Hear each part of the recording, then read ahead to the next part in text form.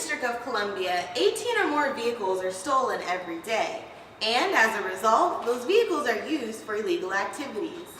It is important to follow these simple guidelines whenever you're leaving your vehicle. Always make sure your windows are locked and your doors are locked. Never keep your key in the ignition when you leave your car. And make sure you have your wheel locked properly in order to avoid your vehicle being stolen. I'm here at Bethel Baptist Church on the corner of First and Rhode Island, where DC residents are coming out to support their favorite candidates. It is clear that many African Americans are taking advantage of what their ancestors fought for. In the last 2012 elections, over 93% of African American voters came out and supported Obama. Dr. Fatima Jackson has recently joined the College of Arts and Sciences as a professor of biology. She also serves as the director of the W. Montague Research Laboratory. I was born and raised in Colorado, and I'm part of that lineage on my father's side of African Americans who left the slave areas. The town that my family helped to found was a town called Deerfields, because the fields were dear to them. I graduated cum laude with distinction in all subjects. I did my honors dissertation work at Cornell on the whole zero population growth movement and African American responses to that. And then I went for 3 years to East Africa and came back, continued my graduate studies at Cornell.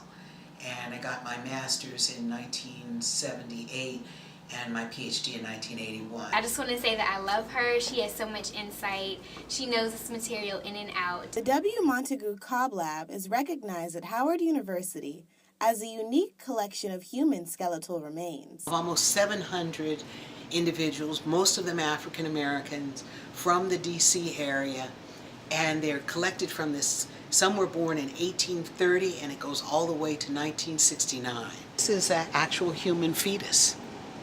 Okay. This is probably an indication of lack of dental care. We can take those bones and make three-dimensional models. That way, we don't have to keep pulling the bones out. We can use the models, for research purposes. The Cobb Lab is located in Douglas Hall on the 2nd floor. To make reservations, email Dr. Fatima Jackson at fatima.jackson@howard.edu. Reporting for VJ2 News, I'm Ashley Lewis.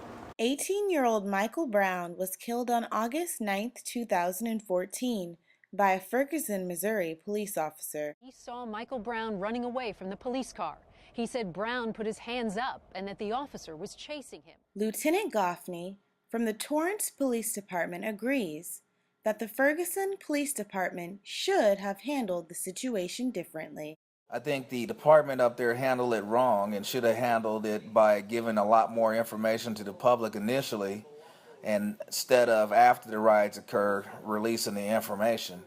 When the public found out that Michael Brown was unarmed and still got shot 6 times, it caused many people all over the country to become outraged with the ongoing problem of police brutality. In Washington, D.C., a picture of Howard University students peacefully protesting went viral.